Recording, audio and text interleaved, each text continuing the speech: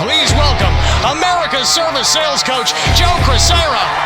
Welcome to the Service MVP Podcast, the show that helps home service professionals master high-value sales, build stronger client relationships, and grow their business like never before. Join industry experts as they share real strategies that drive results. If you're ready to level up your service game, you're in the right place. Let's get started. It's the Service MVP Podcast. Yeah, it makes sense. And I think, for me, when I saw the options that you put together, there were things that you had in there that I had never even thought of doing, right? So I had to look at, you had verbal packaging, which is great, explaining to the customer what things do rather than what they are. So, and how they benefit them. I really learned a lot about providing better service, and that gave me belief that I was worth it. If you don't provide better service, then the pure motive service, your process isn't going to work. A lot of people know about pure motive service, but for people hearing it for the first time, can you describe it in simple terms? Well, pure motive service is very definable. If you believe in providing, instead of a cheaper price, a higher quality of work, it's one of the first things that pure motive service is the belief that if you're going to do it. If you're going to do a job, let's do it permanently and let's do it right the first time. That's quality. Then reliability. Let's make sure if we do a quality job that it's got to stay fixed. It's got to stay reliable, more reliable than the other system we put in, right? Mm-hmm. Whatever we're working on has to be increase the reliability of the solution. Only way to do that is by doing more of it, not just cutting down corners. Safety of the family. It's like sometimes we say the word safety, but we have to take action. All these things we talk about: quality, reliability, safety, not lip service, Bill, but real service to show people, hey, if I increase the size of that ductwork, it will not crack the heat exchanger. That would be safer. Right. It would be healthier if we did have the ducts sealed properly. We wouldn't be breathing fiberglass. That would be healthier. So we're going to seal that ductwork. We're going to put in a 5-inch media filter, which makes it safer. So we have a 1-inch filter cracking the heat exchanger with the restriction. Or if you're doing drain cleaning, we have to make sure we increase the size of the pipe, because right now we have black stuff coming up through the bathtub.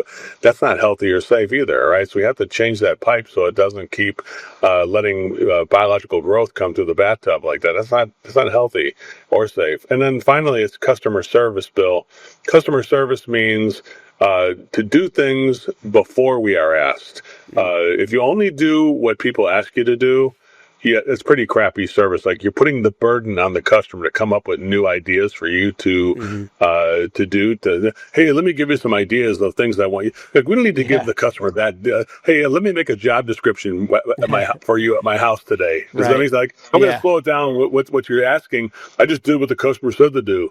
It's like, what? The customer has to come up with your job description every time you go to their house? I was like, no. You have to have your own way. That like Apple computers, they don't ask people like, hey, what are people going to want? It's like they innovate it, and they come up with something that surprises people and what they want. And then they're like, whoa, I didn't know I need 3 cameras on the back of my phone. Right. Like if you had to wait for somebody to ask you to make, hey, let's wait for the consumer to see if they're going to ask us to make 3 cameras on the back of a phone so they can have a blurry background or whatever. Like they'd be waiting for a century for humans to come up with that innovation themselves. The smartest people who are here, the service. You're a plumber, you're an air conditioning guy, you're an electrician, you're a garage door guy. You should know what the next innovation for this client. You should be a designer of garage doors, a designer of electrical systems, a designer of heating, cooling, and plumbing. And you should be designing a system that fits this family better than they would know about, because you're the expert. Does that make sense, Bill? Yeah. That's pure motive service. That's pure motive service in a heartbeat there. So that you did it and it's customized for the client, not something that you're taking off the rack. Flat rate pricing is something that's not customized. You have to take that material and customize it yourself. That's not something that nobody's going to do that for you. Make sense? That makes sense. And one of the first things I remember from your coaching was offering options instead of just one choice. Well, not even a choice. It's either I gave the customer the do the work or send me home, right? That's all I gave them was when the capacitor was bad, here's your capacitor, $125. Not even asking for a sale or not. This is your only option. So can you tell me about the importance of offering those 6 options? So it goes to the heart of pure mode of service as well, which is believing in giving choices. Do you believe in freedom? I always ask people, right? Right. It's like, yeah, of course I do. Why would you say that? Well, because right now you're only giving one choice. You're restricting people to the other things they could get because you're a door that stands in the way of the solutions that could be better. Instead, you need to be a window to show people possibilities. And I think those things have always been true, Bill, but way before I was born or I was in this industry and before you were too. But I think what I'm good at doing is articulating those known facts, the ring of truth, if you will, as like, yeah, I believe in freedom. Why am I restricting people? So when you have like, I got this technician who will never go for this stuff, Joe. And I said, well, does he believe in freedom? Well, yeah, he does. Well, then he's going to believe in this. But so you have to believe as an owner out there, all the people who own companies or all the people who are coworkers in a company, you have to believe in it first. I believe in choices. I believe in taking the extra time to make these premium mid-range economy to increase the quality, reliability, safety, health, and to offer a level of service that goes into the future, not just today.